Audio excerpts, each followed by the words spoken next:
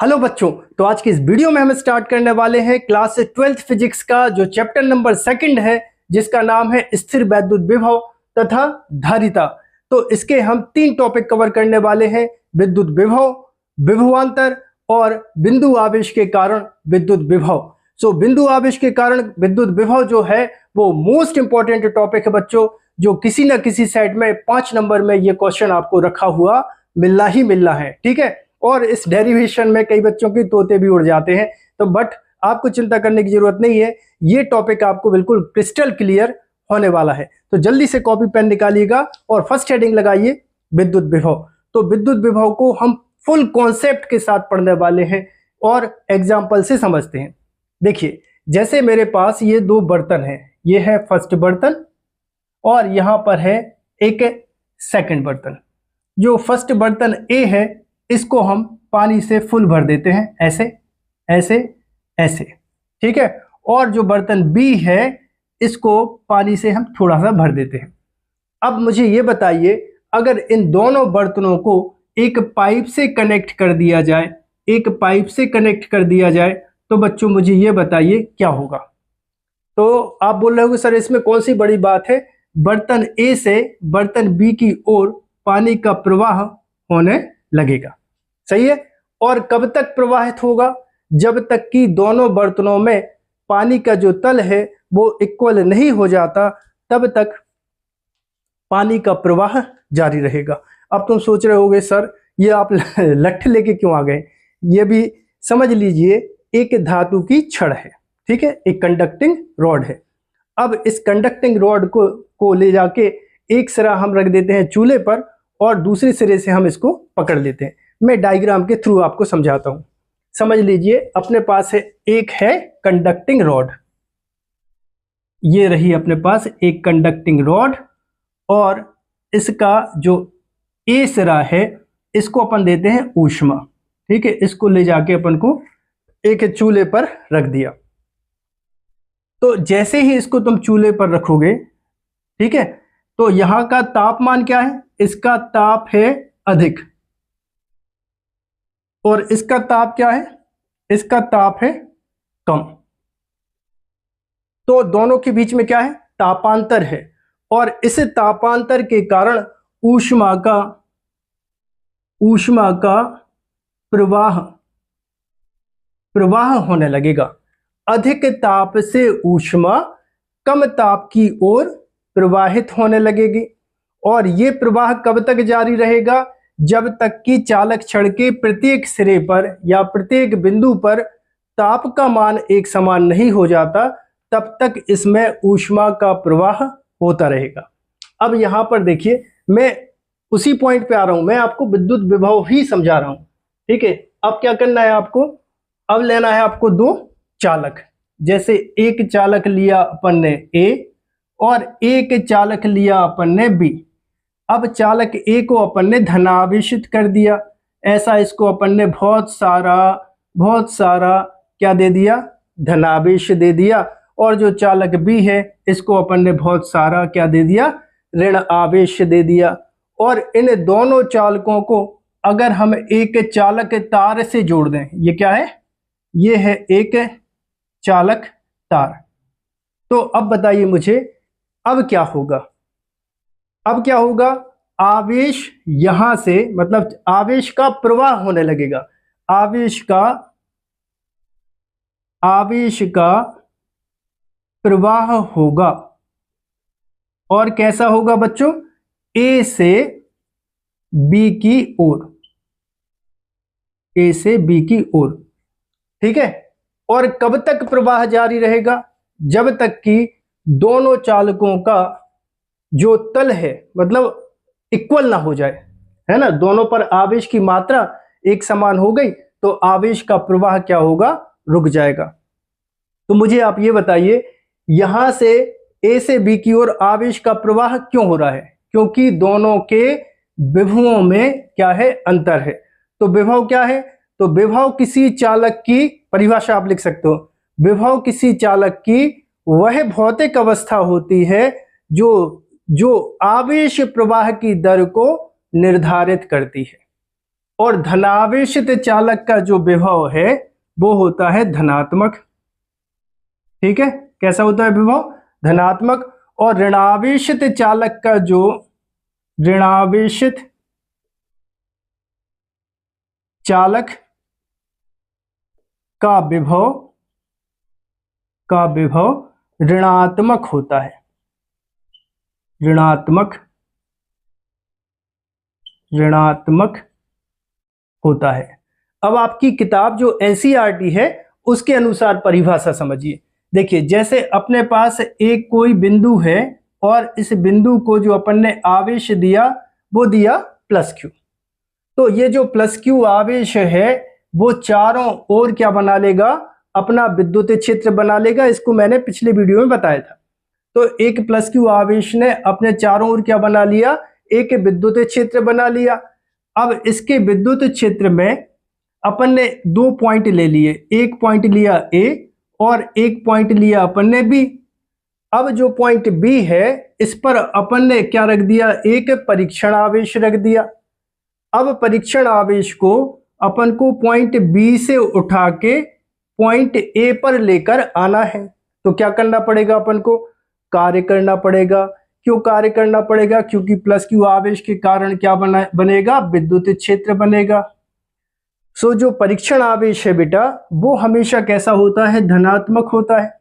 ठीक है, परीक्षण आवेश कैसा होता है? धनात्मक होता है। और यहां पर क्या है? प्लस क्यू आवेश है। दो धनावेश हमेशा एक दूसरे को प्रतिकर्षित करते हैं।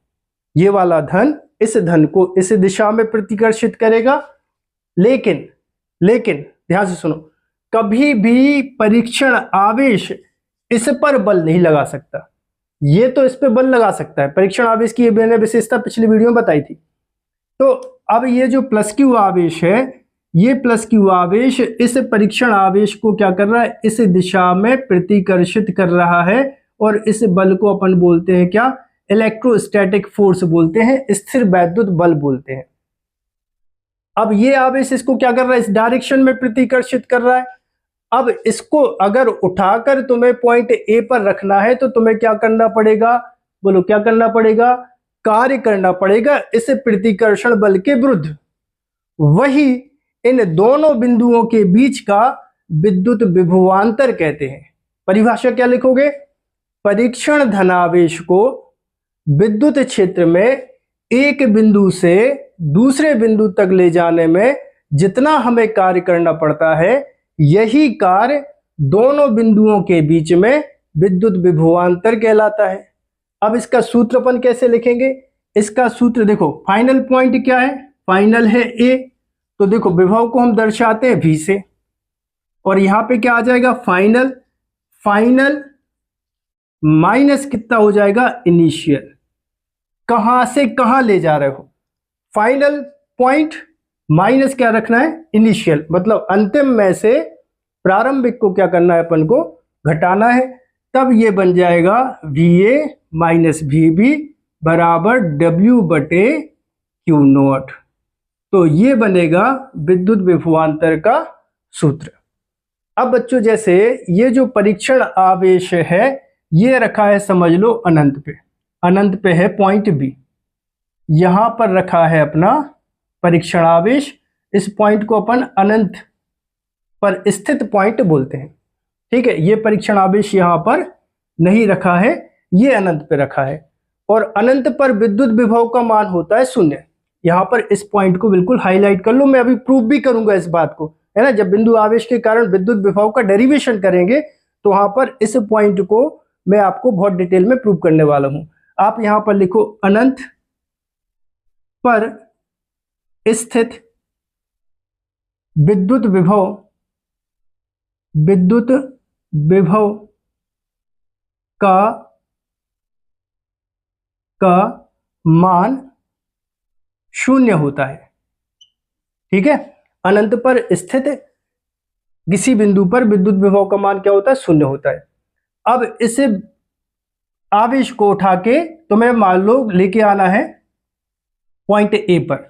तो इसका विभव कैसे निकालोगे? देखो VA ये हो जाएगा फाइनल पॉइंट, है ना। यहां तक लेके आ रहे अपन।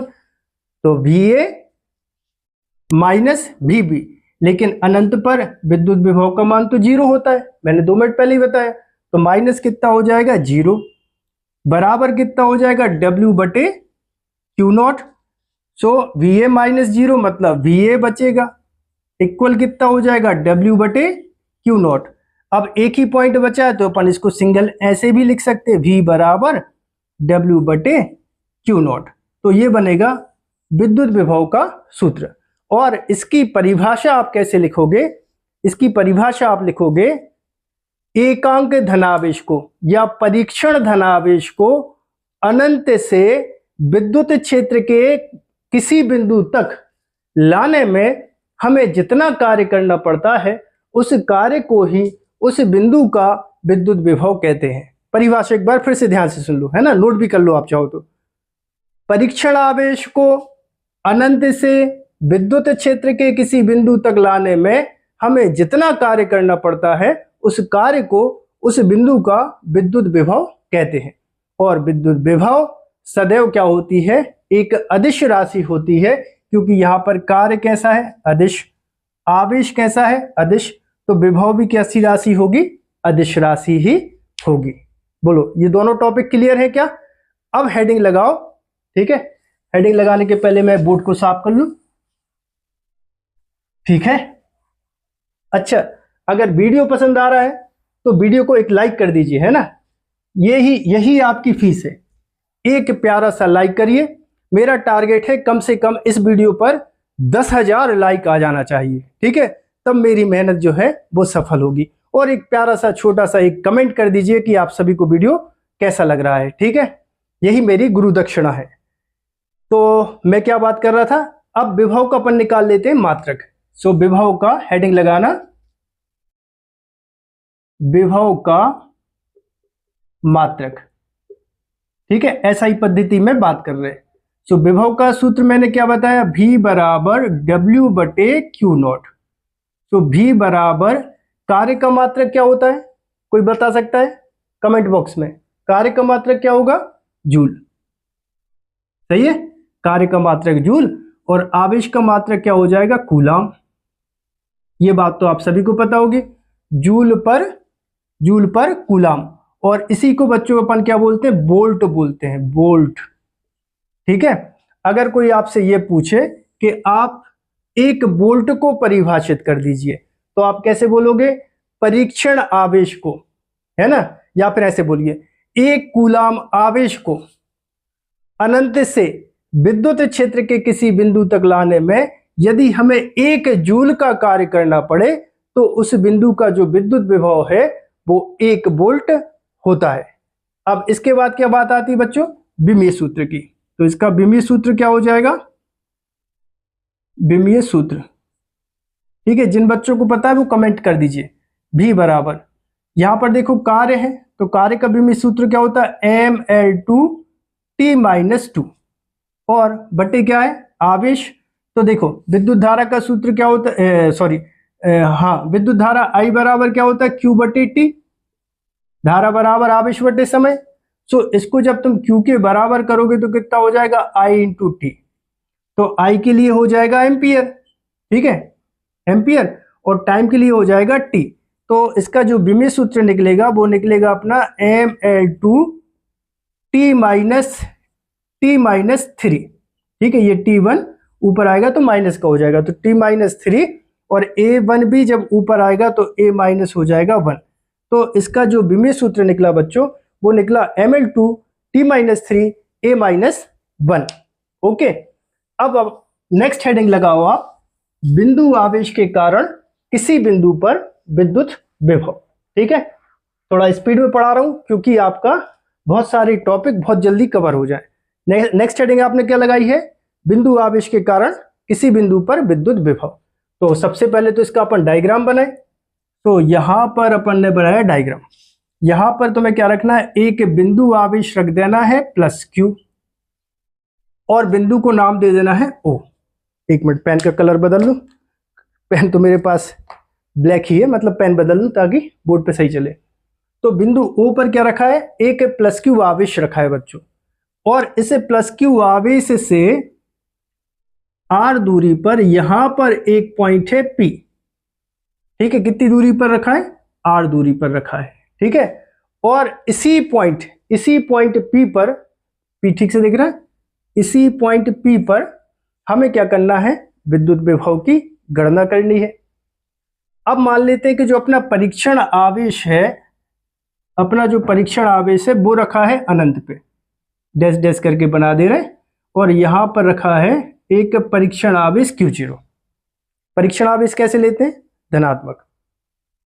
अब यहां पर क्या लगेगा, इस पे विद्युत क्षेत्र बोल सकते हैं या फिर बल की दिशा बोल सकते हैं, इलेक्ट्रोस्टैटिक फोर्स, बल, विद्युत क्षेत्र की तीव्रता एक ही बात होती है।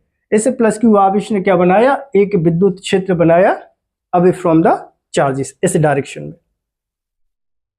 चलो बल ही लिख दे रहे, कंफ्यूज नहीं हो, ये लिख दिया अपन ने बल, ठीक है। ये जो प्लस क्यू आवेश है, अगर तुम परीक्षण आवेश को इसके पास में लेके आओगे तो ये क्या करेगा, उसको प्रतिकर्षित करेगा, क्योंकि ये भी धन है और ये भी धन है।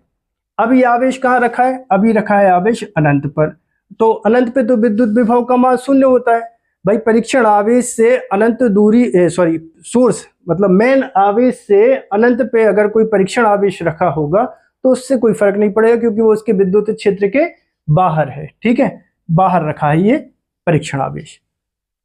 अब जैसे ही तुमने इसको उठाया, इस परीक्षण आवेश को उठाया और इस आवेश के विद्युत क्षेत्र में तुम्हें लेके आना है, तो पहले तो कार्य तुम्हें करना नहीं पड़ेगा क्योंकि वो अनंत पे रखा है। लेकिन जैसे जैसे आवेश को उठा के इसके तुम विद्युत क्षेत्र में लाने की कोशिश करोगे तो फिर ये इस पे बल लगाएगा। मान लो तुम यहां तक लेके उसको आए, तो यहां पर अब लग रहा है क्या, इलेक्ट्रोस्टैटिक फोर्स।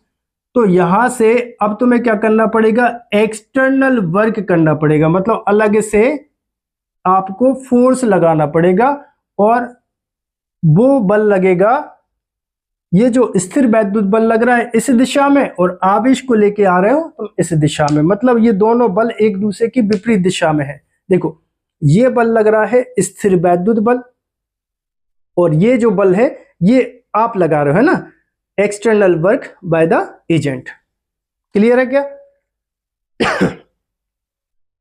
तो अपन लेके आ गए इस पॉइंट को, अब इस पॉइंट को नाम दे देते हैं ए, और इस पॉइंट की प्लस क्यू आवेश से दूरी रख देते हैं क्या, एक्स रख देते हैं। अब इसके बाद से अब तुम अगर परीक्षण आवेश कहां आ गया, परीक्षण आवेश यहां पर आ गया है। अब अगर परीक्षण आवेश को इससे ज्यादा इसके पास में लेके आओगे तो फिर ये समझ लो उसको क्या करेगा, प्रतिकर्षित करेगा। माना एक सांप बैठा है, उस सांप से जब तक दूर हो तब तक वो कुछ नहीं करेगा, लेकिन जैसे ही तुम उसके क्षेत्र में जाओगे तो फिर तो वो डसेगा।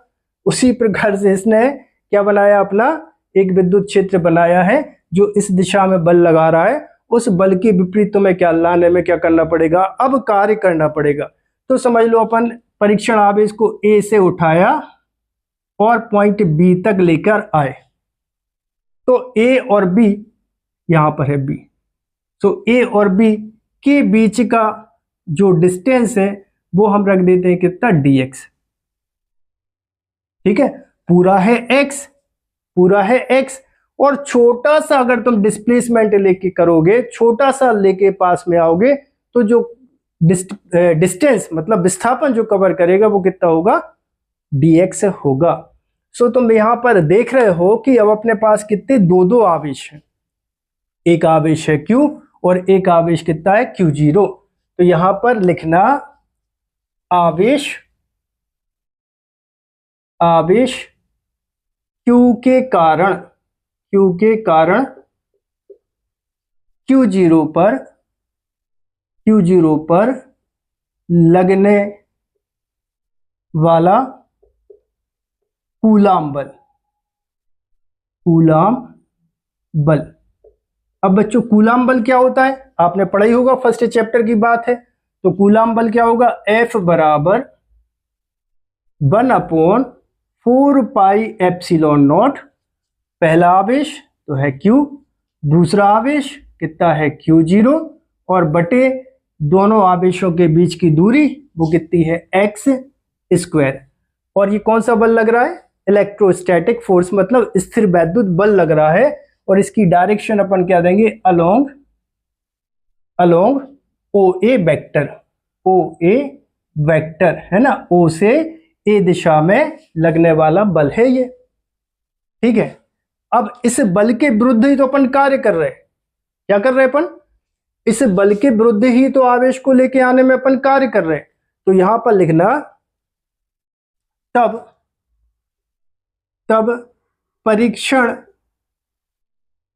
परीक्षण आवेश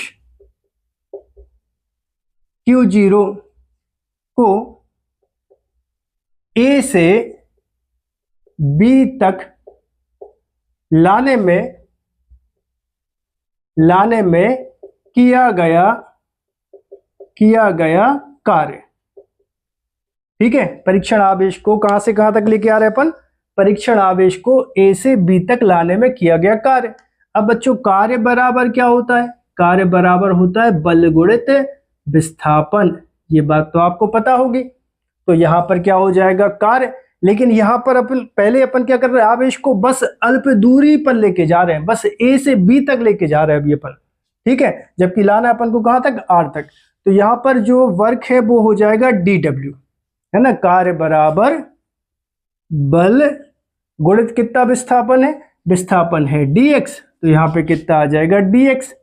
अब आप सबको पता होगी कि जो बल है वो सदिश राशि है और जो विस्थापन है वो भी सदिश राशि है ना। तो बल और विस्थापन के बीच में जो कोण बनाते हैं उसको अपन क्या लेते हैं, cos थीटा। तो dw बराबर f dx cos थीटा आ जाएगा, है ना। बल और विस्थापन के बीच में कोण का मान को अपन को पता होना चाहिए। तो वेक्टर और ये डॉट हटाते तो यहाँ पे क्या आ जाएगा, cos थीटा आ जाएगा। cos थीटा किस किस के बीच का कोण होता है, बल और विस्थापन के बीच का कोण होता है। बल कहाँ लग रहा है, इस दिशा में। आवेश को विस्थापित कहाँ कर रहे हैं, इस दिशा में। तो यहाँ पर जो थीटा है वो हो जाएगा 180 डिग्री। बात हजम हुई क्या, क्या बोला मैंने, बल लग रहा है ये और परीक्षण आवेश को तुम लेके आ रहे हो इस दिशा में, यानी बल और विस्थापन दोनों एक दूसरे से टक्कर कर रहे हैं। मतलब थीटा की जो वैल्यू है वो अपन को रखनी पड़ेगी 180 डिग्री। चलो वैल्यू रखें अपन यहाँ पर, तो ये हो जाएगा dw बराबर f dx cos 180 अंश। अब बेटा cos 180 डिग्री का मान कितना होता है, -1। तब ये बन जाएगा dw बराबर f dx और cos 180 का मान -1।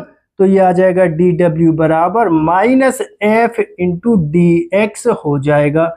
बोलो ये बात इतनी हजम हो गई कि हाजमोला दूं, हजम हो गई क्या? एक बार वीडियो की क्वालिटी चेक कर लूं। बढ़िया, ठीक है। और आपने यहां तक क्या कर लिया होगा, नोट कर लिया होगा। इसके बाद एक स्टेप और बढ़ा दे रहा, फिर मैं बोर्ड को साफ करूंगा। तो ये हो जाएगा dw बराबर माइनस, और यहां पर f की वैल्यू है तो यहां पे लिख देना f का मान रखने पर। ठीक है, थोड़ा छोटा छोटा लिख रहा हूं। तो कितना हो जाएगा dw और f का मान यहां पर कितना हो जाएगा, थोड़ा और जगह बनाऊं। तो ये हो जाएगा dw बराबर माइनस f का मान 1/4 पाई एप्सिलॉन नॉट, फिर फर्स्ट आवेश दूसरा आवेश बटे दूरी। ठीक है, और फिर कितना बचा है, माइनस तो लगा ही दिया, f का मान रख दिया, फिर बचा है कितना dx। ठीक है, ओके। और इसको देते हैं समीकरण नंबर 2। अब मैं बना लूं जगह। आप जो मेरे मीत न होते, ओठों पे मेरे गीत ना होते, आप जो मेरे। ठीक है, गाना नहीं देखना है, मतलब गाना नहीं सुनना है, या वीडियो देखो। हाँ, वीडियो देखो। तो ये तो निकला अल्पकार्य। अब बच्चों विद्युत विभव की परिभाषा क्या बोलती है, परीक्षण धन आवेश को अनंत से विद्युत क्षेत्र के किसी बिंदु तक लाने में हमें क्या करना है, कार्य करना है। तो यहां पर संपूर्ण कार्य क्या हो जाएगा, W बराबर, अब इसका करना पड़ेगा अपन को इंटीग्रेशन। आवेश को कहां से लेके आ रहे हो सर, अनंत से लेके आ रहे हैं। कहां तक लेके आना है सर, R तक लेके आना है। तो इसकी लिमिट हो जाएगी समाकलन की इन्फिनिटी टू R। फिर कितना हो जाएगा, माइनस, ये माइनस 1/4πε0, पहला आवेश दूसरा आवेश बटे दूरी x², फिर हो जाएगा dx। अब बच्चों समाकलन के चिन्ह के अंदर अगर कोई भी अचर राशि रहती है तो उसको अपन बाहर करते हैं। तो यहां पर देखो Q0 अचर राशि है जिनके मान नहीं बदल रहे, इन सबको इस चिन्ह के बाहर रख दो, तब ये बन जाएगा W बराबर माइनस Q0 बटे 4πε0, फिर इंटीग्रेशन इन्फिनिटी टू R, ये हो जाएगा 1/x² dx। ठीक है, अब इस x² को ऊपर लेके आओगे तो इसकी जो पावर है मतलब घात है, इसका चिन्ह बदल जाएगा, तब ये बन जाएगा बच्चों W बराबर माइनस Q0 बटे 4πε0, और ये इंटीग्रेशन का साइन इन्फिनिटी टू R, ये हो जाएगा x⁻⁻², फिर आ जाएगा dx। अब आपने क्लास नर्सरी में एक फॉर्मूला पढ़ा होगा, कौन सा, इंटीग्रेशन x⁻n dx बराबर कितना होता है, x⁻n+1 बटे n+1। बोलो सुना है क्या ये आपने फॉर्मूला। यहां पर n की जगह क्या है, यहां पर n की जगह है -2, तो ये फॉर्मूले में इस वैल्यू को पुट करें, तब ये बनेगा बच्चों W बराबर -Q0 बटे 4πε0 x⁻⁻2+1, मैंने कहा n की जगह क्या है 2 है, तो -2+1 बटे n+1 मतलब -2+1, और लिमिट, तो लिमिट क्या है इन्फिनिटी टू R। ठीक, आगे देखो W इक्वल -Q0 बटे 4πε0। अब यहां पर देखो दो में से एक जाएगा, -1 -2+1 -1, और यहां पर लिमिट इन्फिनिटी टू R। ठीक है, अब वीडियो को पॉज करके इतना जल्दी से नोट कर लीजिए।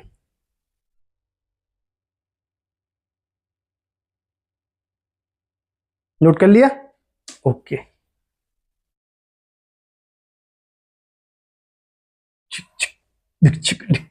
हाँ ठीक है, हो गया, एक स्टेप और। अब अपने लिए पर्याप्त जगह बन गई है। ठीक है, बस आप लोग ऐसे ही वीडियो देखते रहिए ताकि डिजिटल बोर्ड ले ले तो बिल्कुल मजा आ जाए। ठीक है, अगर आप लोग चाहोगे तो डिजिटल बोर्ड भी आ जाएगा, फिर और ज्यादा मजा आएगा। ठीक है, अब क्या करेंगे अपन, W इक्वल कितना बार चल रहा है, -Q0 बटे 4πε0। ठीक है, फिर अच्छा देखो, इस माइनस से इस माइनस को कैंसिल कर देना, तो ये आ जाएगा क्या, अब यहां पर क्या बचेगा, x⁻⁻1, तो उसको बटे में लेके जाओ तो ये आ जाएगा 1/x, फिर आ जाएगा लिमिट इन्फिनिटी, फिर आ जाएगा R। सो W बराबर Q0, अच्छा ये तो माइनस कैंसिल हो गया, Q0 का तिर्यक गुणा करो तो यहाँ पर W बटे Q0 आ जाएगा, इक्वल यहाँ पर कितना बचा, एक बचा है Q, फिर यहाँ पे 4πε0। अब यहाँ पे असली काम, सबसे पहले आएगी अपर लिमिट आएगी x पर, तो कितना हो जाएगा 1/R। ठीक है, जो बायो वाले स्टूडेंट वो ध्यान से देखो, सबसे पहले x पे आएगी अपर लिमिट, x हटेगा R आएगा, क्या बोला, यहां पर ये x हटेगा, अपर लिमिट इस पे आ जाएगी, फिर इन दोनों लिमिट के बीच में होता है माइनस, फिर रखोगी क्या, लोअर लिमिट कितनी हो जाएगी 1/∞।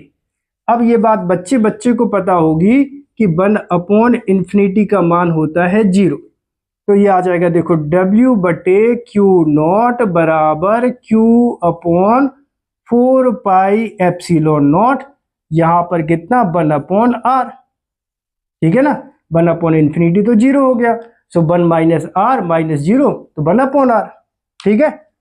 अब अगर आपको याद हो तो मैंने विद्युत विभव की परिभाषा स्टार्टिंग में बताई थी, क्या बोला था मैंने कि विभव को अपन किससे दर्शाते हैं, V से दर्शाते हैं, और V बराबर क्या होता है W बटे क्यू नॉट। तो यहाँ पर देखो W बटे क्यू नॉट दिख भी रहा है, तो यहाँ पे आ जाएगा कितना V बराबर, ठीक है, यहाँ पता नहीं कवर हो रहा है कि नहीं, यहाँ लिख दे रहा हूं V बराबर, समझ गए क्या किया, W बटे क्यू नॉट V, ठीक है, W बटे क्यू नॉट V बराबर कितना बचा, Q को इधर लेके जाओ तो ये बचेगा 1 बटे 4 पाई एप्सिलॉन नॉट, फिर कितना Q एकम Q बटे कितना हो जाएगा R, और इसका मात्रक होता है वोल्ट, ठीक है।